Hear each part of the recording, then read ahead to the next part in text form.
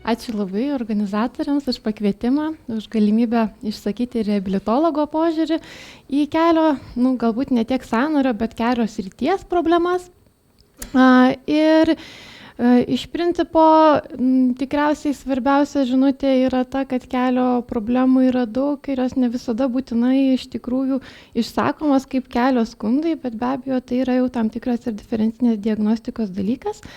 Ir dabar trumpai iš principo kelios sąnario srities pažeidimai vis tik dažniausiai yra susiję su minkštųjų audinių pažeidimais ir būtent šitie pažeidimai dažniausiai siejami su skausmu ir funkcijos praradimu. Iš principo, kas pirmiau, kas po to, ne visada galima taip lengvai suprasti.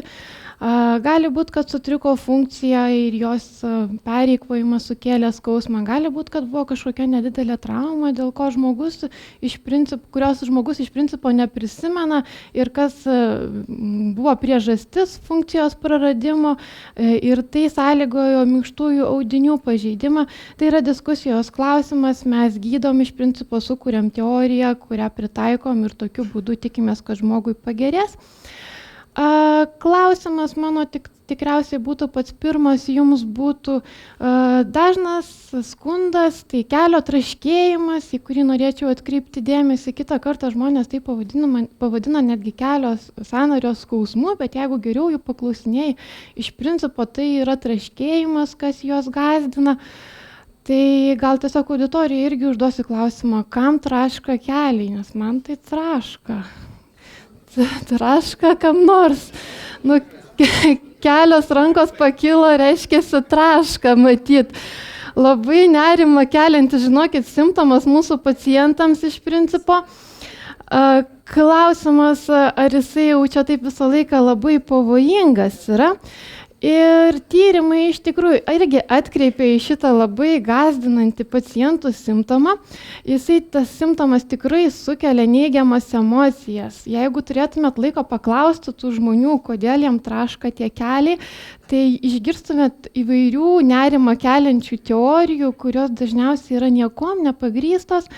Ir tiesiog verčia žmogų ieškoti kažkokios problemos, nors, sakykime, yra tyrimų ganėtinai nemažai ir senų, ir naujesnių, įrodančių, kad ta pati krepitacija viso judesio metu, jeigu tai nėra, aišku, kažkoks atitinkamai patologinis garsas, iš principo yra nieko blogo ir mes turėtumėm nuraminti tos žmonės, kad tas varginantis simptomas greičiausiai nebus susijęs su skausmu ir nebus susijęs su funkcijos netikumu.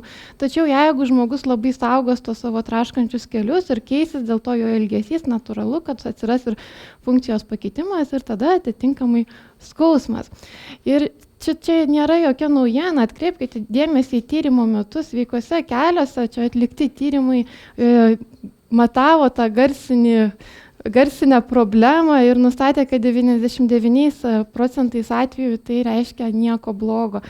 Labai norėčiau, kad šitą žinutę mes perduotumėm ir savo pacientam, nes kitą kartą tai sumažina mums iš principo diagnostikos problemas ir sumažina problemas žmogui. Yra netgi tokių tyrimų, kurie mane šiek tiek nustebino, bet tie tyrimai, vienas konkretus turiu minti, čia jo neįdėjau, atsiprašau, teigia, kad netgi tie keliai, kurie mažiau traška, yra tikėtina, kad turės daugiau problemas. Tai jeigu žmogus turi du kelius ir vienas traška labiau, kitas mažiau, tai netgi tas, kur mažiau traška, tikėtina, kad galbūt tenai gali būti kažkokia problema, bet čia jau tokie samprotavimai. Bet žinutę tikriausiai supratot, nuraminkite žmonės, jeigu turit galimybę, traškėjimas dažniausiai nėra problema. Aišku, atskiriais atvejais, jeigu tai yra tam tikroj judesio metu su skausmu, tas traškėjimas, taip, tai gali būti problema, bet dažniausiai tai vis tik yra norma.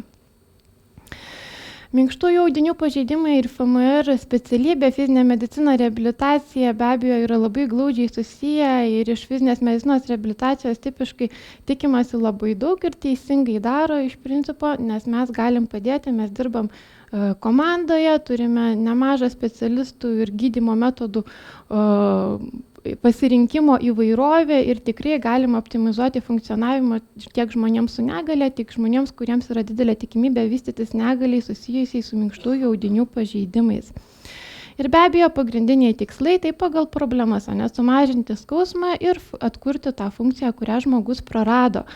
Skaitant naujausius straipsnius, tai turiu pastebėti, kad reabilitologam ir visiems komandos specialistam keliami vis griežtesni reikalavimai ir jeigu skaityti straipsnius apie reabilitacijos naudingumą, tai jau toks įspūdis susidaro, kad sumažinti skausmą, pagerinti funkciją, paskatinti žmogaus dalyvavimą visame kame jau kaip ir nelabai užtenka, visur akcentuojama yra tas faktas, ta vadinama grįžti į darbą strategija, tai realiai jeigu mes žmogų negrąžinam jo įprastą veiklą, tai skaitoma kaip nepakankamas reabilitacijos efektyvumas, nepriklausomai nuo to, kad galbūt buvo pasiekta puikių rezultatų ir darbą tęsiant iš principo tie rezultatai būtų geresni, bet iš mūsų, iš principo kaip reabilitacijos specialistų reikalaujama vis daugiau, kad tas žmogus būtų kuo funkcionalesnis iš principo.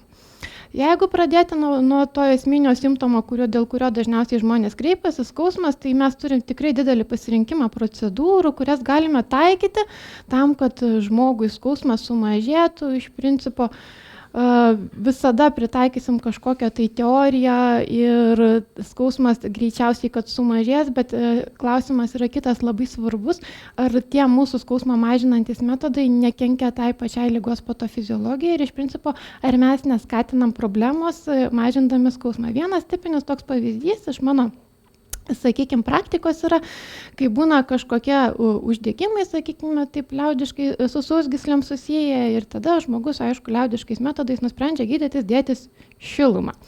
Tai va, tai taip jam kaip ir neblogai, jam atpalaiduoja, pagerėja, skausmas sumažėja, jis be abejo pasigeria daktarui apie atrastą gydymo metodą, kuris jam labai padeda, bet kai pagalvoju, iš principo, jeigu ten jau yra uždegimas, karšta raudona, tai dar papildomai karštį dėti ne visada atrodo logiškai, dažniausiai atrodo, kad visai nelogiškai. Tai tam žmogui iš principo tada reikia rekomenduoti galbūt kažkokį kitokį skausmo malšinimo metodą, kuris būtų tiek gijimui palankus, tiek ir jo norimas simptomas sumažintų. Be abejo, vien tik sumažinti skausmą neužteks, reikia kažkaip ir funkciją pagerinti. Funkciją gerinti labai norėtųsi tą atlikti išsamei ištyrus pacientą, tai reiškia judesių, eisenos analizė. Taip, mes turim Kaune net kelias judesio laboratorijas, mano supratimu, jos yra per mažai galbūt išnaudojamas. Norėtųsi, kad reabilitologas savo darbo vietoje turėtų kažkokią tai eisenos analizės ar judėsenos analizės galimybę, tačiau gal neturim, sakykime, pažangių technologijų, bandom vertinti šitos dalykus kabinete, su personalo be abejo komandos pagalba ir esmė ta, kad ir kokį mes vertinimo metodą pasirinksim, vis tiek mes turėsim suprasti, pirmiausia turim suprasti tos bazinius principus, kas vyksta, kai mes judame tam, kad suprastume, kodėl atsirado problema arba kaip ją išspręsti. Tai aš vėlgi grįžtu prie tos biomechanikos ar kineziologijos, kuri mano supratimu yra labai svarbi. Tai šiuo atveju galbūt norėčiau akcentuoti tokį dalyką, kuris nelabai gal žinomas yra. Kelias, faktas mes žinom, kad kelias turi ekstenziją ir fleksiją, lenkia atsitiesęs, bet mažiau kas žino, kad dar kelias turi ir rotaciją, tai yra vadinama kelio užrakinimo, o vėliau ir atrakinimo mechanizmu. Tai tas užrakinimo mechanizmas iš principo yra labai svarbus, jisai vyksta, sakykime, jeigu šlaunikaulis juda blauzdikaulio atžvilgiu, tai kitaip tariant, mes bandom atsistoti iš sėdimos padėties, jeigu aš dabar jūsų paprašyčiau atsistoti, tai reiškia stojimosi metu jūsų šlaunikauliai rotuotų į vidų, keturgalvis už tai atsakingas ir viskas kaip ir neblogai, kelias užsirakina, mes tada energetiškai efektyviai galim stovėti, o vaikštant reiškia turėti normalius kojų ilgius ir nepažeist kelio sąnarį, nepereikvotą sritį. Klausimas tada, jeigu jisai užsirakino, tai kaip jisai atsirakina? Vakar šiek tiek buvo paminėtas tas pakinklinis raumuo, kaip toks liktai kliniškai nelabai svarbus, bet biomechaniškai iš principo jisai yra svarbus, nes jisai yra tas raktas, kuris atrakina kelio sąnarį. Tai jeigu jūs atsistoja, po to nuspręsite atsisėsti, tai jums prireiks to raumens iš principo. Ir jeigu, sakykime, šitas mechanizmas yra sutrikęs, tai natūraliai tas raumuo gali duoti tam tikrus savo simptomus ir tada mes jau turim taip vadinamą popliteus tendinitą ar burzitą, priklausomai pagal tai, ką jau jūs tenai matote. Ne? Esmė yra kokia? Žmogus skųsis skausmu kelio sąnario užpakalinėje dalyje, Dažniausiai tai įvardins kaip kažkokį tai veržimą, diskomfortą ir norėčiau pabrėžti tai, kad šitie, sakykime, tendinitai ir burzitai, apie kuriuos aš ir toliau šnekėsiu, jie dažniau aprašomi prie sportininkų, bet lygiai taip pat būdingi ir paprastiems žmonėms, nes tokio, pavyzdžiui, kaip popliteus tendinitą gali sukelti, pavyzdžiui, kad ir aukštakulnių avėjimas, nes tuo metu dažniausiai būna sulenkti keliai ir tada gali būti pereikvojimas tos raumuo tiesiog dėl to, kad pastoviai neišsitiesia kelias. Be abejo, netreniruotas žmogus, jeigu lips nuo kalno žemyn šiuo atveju arba laiptai žemyn, lygiai taip pat gali sukelti savo šitą problemą. Sprendimai ganėtinai yra iš tikrųjų nesudėtingi, jeigu mes pastebim.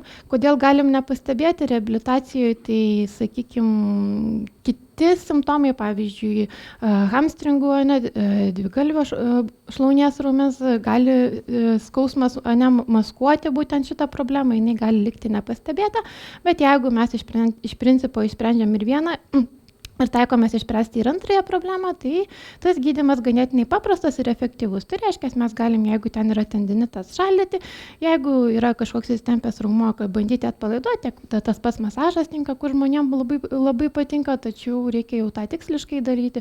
Visiems tendinitams labai tinka ultragarsas ir be abejo pratimai arba tam tikros priemonės susijusios su raumens funkcijos gerinimu. Kadangi šaldymas iš principo dažnai kartosis prie sausgyslių ir raiščių ir burzitų, sakykime, tendinitų, visų tų pažeidimų, labai dažna rekomendacija, tai galbūt apie tą šaldymą norėčiau pakalbėti šiek tiek daugiau, nes iš principo šaldymas tai yra pirma rekomendacija, kurią turėtų gauti, nes jisai, sakykime, taip patinka sausgyslėm ir skatina geresnį, kokybiškesnį jų gijimą ir greitesnį uždegimo mažėjimą. Tai jeigu žmogus tą planuoja daryti namuose, tai dažniausiai rekomendacija šaldantis kažkokie tai paketai arba tas vadinamo kryo masažas. Jeigu tai pasirenkam rekomenduoti žmogui sausgyslės ryte pažeistos taikyti šaldymą, tai greičiausiai mes prašysim jį taikyti intervalinį šaldymą, nes jisai fiziologiškesnis ir tinkamiau veikia. Tai kitaip tariant, prašysim 10 minučių šaldyti, 10 ilsėtis ir tada 10 vėl šaldyti. Tokiu būdu mes gausim maksimalų teigiamą efektą iš šaldymo ir negausim to, sakykime, išeminio nepageidaujamo efekto, kurį gali sukelti tiek šaldymas ir tas pats šaldymas.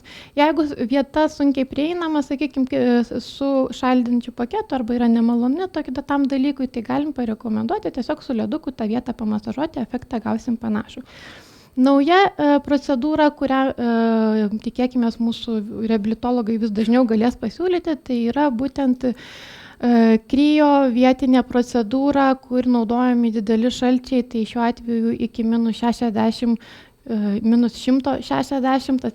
laipsnių Celsijaus šaldymas, siekiant sumažinti tiek patinimą, tiek paskatinti sausgyslių gijimą. Tai yra nauja procedūra, labai efektyvi. Principas koksai, jeigu šaldom su įprastu ledu, tai mes liktai norim vazokonstrikcijos, jeigu šaldom su minus 60, kas suprantat, yra minus 160, kas yra pakankamai didelis šaltis, tai mūsų organizmas be abejo reaguoja, kad pavojus, čia kažkas negerai ir jisai intensyvina kraujotaką, tokiu būdu skatinamas gijimą ir tokiu būdu skatindamas geresnę tos vietos perfuziją ir greitesnį atsinaujinimą. Kitas žiūrimas sritis yra girnelės šlaunikaulio sąnarys, tai iš principo jisai reabilitacijai mano supratimu yra labai svarbus. Čia klausimas buvo, kiek ten kuri sausgyslė apsikrauna, tai aš biomechanikos kineziologijos tiksliau knygoje esu radus, kad jeigu mes bandysim giliai pritūpti, tai apkrova patelofemoralinėme sąnaryje gali būti iki 7,8 kart mūsų svoris, ne?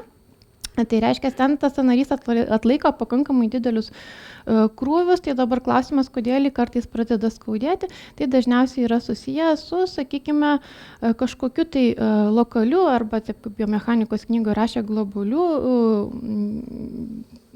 struktūrų pokyčių. Tai šiuo atveju dažniausiai, jeigu apie lokalius, tai galvojam apie tai, kas čia pažymėta skaidrėje, kad būtent jeigu girnelė lateralizuojasi, tai reiškia kažkokia struktūra į medialinę pusę, jos nepakankamai tvirtai laiko tą girnelę, tai dažniausiai būna vis tik medialinė keturgalvio galva ir rekomenduojam pradėti nuo darbo su ja, bet be abejo pilnas raumenyno balanso įvertinimas, būtent, kad jėgos veiktų teisingai yra būtinas ir lygiai taip pat, jeigu yra netinkama kojos padėtis, sakykime, kaulinė ašis taip pat gali įtakoti netinkamą girnelės padėtį ir tokiu būdu sukelti skausmą šiame sąnaryje.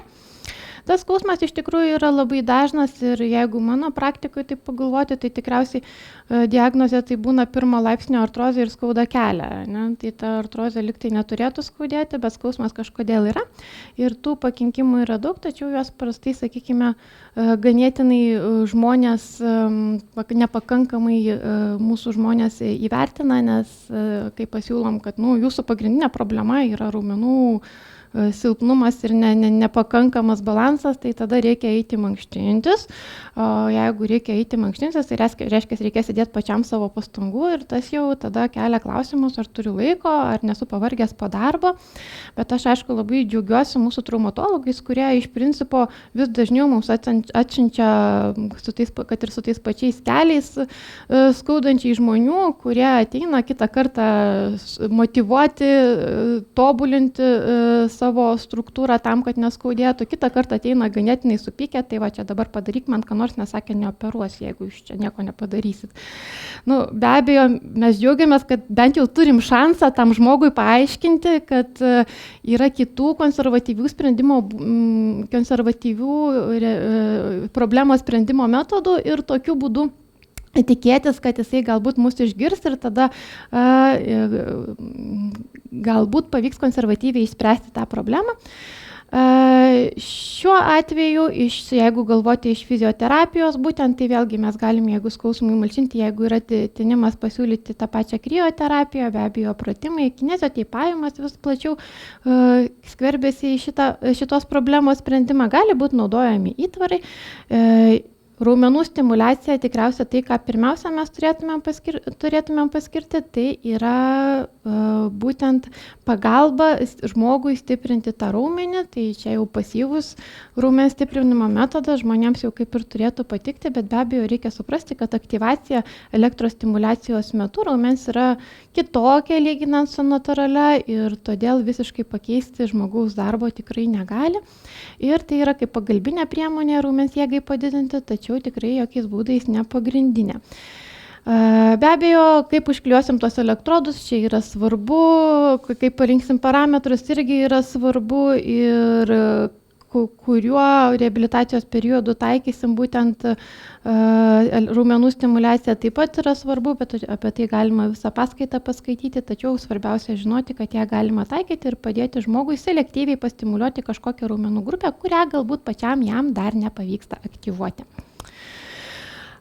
Klubinė blauzdos juosta buvo paminėta, tai sakė, ten irgi su tokiais intensyviais sportais užsiemančiais žmonėm dažniau pasitaiko problema, tačiau paprastus reabilitacijos žmonės dažniausiai reikėtų šiek tiek kitaip paklausti, norint sužinoti apie klubinės blauzdos juostos problemą, tai dažniausiai mes klausom ne ar skauda kelio sąnarį, o ar skauda nugarą. Ir tada pasako, jo, man skauda nugarą, tada tas skausmas plinta ten į klubą, nuo klubo į kelią ir va čia va yra mano problema, arba skausmas iš apačios lipa į viršų. Tai iš principo diferencinė diagnostika nuo tos standartinės radikuliopatijos, kuri ateina pas mus į reabilitaciją ir galbūt tai tas va skausmas su plitimu į kelią nėra susijęs būtent su neurologiniu pažeidimu, galbūt tai yra būtent klubinės blauzdos juostos pažeidimas ir tai jau yra susijęs su tendinitais, raumens įtampa ar galbūt purzitais. Tai šiuo atveju prašymas, jeigu jūs jau pastebit, kad yra kažkuri dalis klubinės blauzdos juostos pažeista, tai jeigu turėtumėt laiko apžiūrėti ją visą, tai būtų labai naudinga reabilitacijoje, nes jeigu pažeista, sakykime, ties keliu, tikėtina, kad žmogus negali gulėti ant pažeistos pusės šono, nes ten dar yra ties trochoarterinis burzitas, o gal netgi ir kalcinatas ir greičiausiai tendinopatijos jau sėdmens raumenų. Tai jeigu mes mes tą žinotumėm, mes be abejo kur kas kompleksiškiau galėtumėm tą taikyti ir būtent tas pats faktas, ar ten yra uždegimas, būtent ar ten jau yra kalcinatas, mums irgi labai įtakoja procedūrų skirimą. Dabar, kaip minėjau, būna raumens spazmas, tai sakykime, kaip atpalaiduoti tą raumens spazmą, taipogi priklauso nuo to, koks yra pažeidimas, gali būti tiek krioterapija, tiek termoterapija taikoma, tiek elementariai skausmą mažinančios procedūros, tas pats masažas, tačiau jeigu jūs parašysite kažką, kas mums leis suprasti, kad tai yra lėtinis pažeidimas, mes vis tik greičiausiai judėsim prie akustinių bangų ir jeigu tai jau yra įsisenėjęs pažeidimas, greičiausiai ne tik nuo ultragarso, bet ir prie smūgio bangos pereisime. Protokolas, o nesakykime, jeigu galvoti, kaip ta klubinė blaudos juosta yra gydoma, tai vis tik mūsų pacientai, jeigu galvoti apie tos paprastus žmonės, kurie pas mus ateina, ne sportininkai, tai vis tik ateina jie lėtinėje fazėje, kuomet jau yra pakankamai nemažai ir dideli tie pakitimai. Ir, kaip jau minėjau, jeigu jūs iš principo apžiūrėsite ne tik kelio srities dalį iliotibialinio trakto, bet ir klubą, tai tada mes atitinkamai efektyviau ir gydysime, parinksime lazerio ar smūgio bangos procedūros. Prieš girnelinis burditas, jeigu taip trumpai jį aptarti, tai yra pakankamai paprasta problema, ir ką labiausiai reikėtų žinoti, tai kuo greičiau rekomenduoti edemą mažinantį, tinimą skystį, skysčio kiekį mažinantį gydymą, tai dažniausiai jau ta krioterapiją, kurią aptariam. Hidroterapija šiuo atveju nesupraskit, kad tai jau ten kažkur šiltoj vonioje gulėti, tai dažniausiai eina arba kontrastinės kažkokios tai vonelės. Jeigu yra galvoti didesnė edema, ne vien tik tai girnelės srity, tai gali būti ir mankšta vandenyje, kas gali sumažinti bendrai kojos paburkimą, tinimą. Taip pat galūnės kompresija, magnetoterapija visiems žinomos procedūros, tačiau kuo greičiau parekomenduosim šaldymą, to iš principo greičiau tą žmogui pradės spręstis tą problemą. Anserinų dar sindromo, jeigu trumpai apžiūrėti, reabilitacija būtent susijusia su anserinų sindromu, tai irgi pasitaiko žmonėm, kurie, sakykime, minimaliai susiję su sportu. Ir dažniausiai tai galbūt yra susiję su kažkokia tai trauma, kurios jie galbūt neatsimena, gal su trenkimu su tos vietos, bet dar dažniau tas yra susiję su kažkokiu tai disfunkcijų, būtent tų pačių grandžių, kurias man kolega kineziterapeutas minėjo. Ir iš principo su neteisinga kažkokia dubens padėtimi, viršsvoriu ir tokiu būdu tas anserinų sindromas gali būti, jeigu tai yra sisteminė, sakykime, problema sprendžiama sunkiau, tačiau jeigu tai yra lokali problema dėl kažkokios, sakykime, kažkada įvykusios traumos, pakankamai greitai išsisprendžia, poilsis, tas pats šaltis, nuskausminančios procedūros. Jeigu pasiparašysit, kad yra sausgyslės pažeidimas raiščio, reikia skatinti tiek sausgyslės gijimą, tiek raiščio gijimą, mes greičiausiai rinksimės lazerį, ultragarsą, smūginę bangą pagal situaciją. Jeigu matysim, kad didesnis uždegiminis komponentas, greičiausiai link lazerio, jeigu daugiau lėtinis komponentas link ultragarso, sakykime, tai visą tai, ką jūs parašote, iš principo mums įtakoja procedūros paskyrime.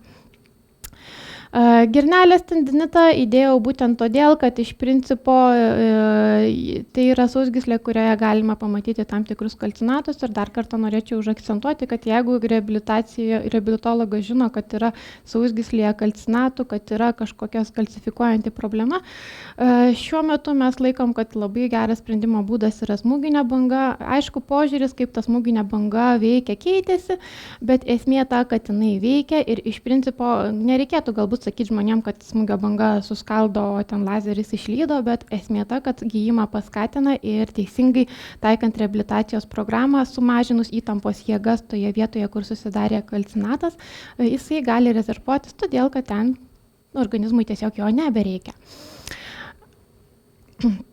Jeigu vis tik neturim kažkokios specifinės problemos, tai tada iškyla dideli sąrašai, kaip gydyti, pavyzdžiui, tą patį kelio osteoartritą ir kaip mažinti, pavyzdžiui, sąstingį, rekomendacijos, kad žmonėms būtų lengviau. Iš principo, jeigu taip jas visas čia susumuoti, tai visos fizioterapijos mažina skausmą, šiek tiek gerina funkciją, tačiau platininis standartas, platininiai įrodymai yra tik ties mankšta ir vis tiek mes rekomenduosim tiem žmonėm mankštintis, tik be abejo, kuo tikslingiau paskirti pratimai, kuo, sakykime, mažiau tų pratimų, sakykime, šiuo atveju, kuriuos gali daryti žmogus namuose, pats savarankiškai tęsti po visų rekomendacijų ir reabilitacijų, kuo jie yra aiškiau išaiškinti, tuo didesnė tikimybė, kad tas žmogus darys tos pratimus ir tęs savo būklės gerėjimą namuose.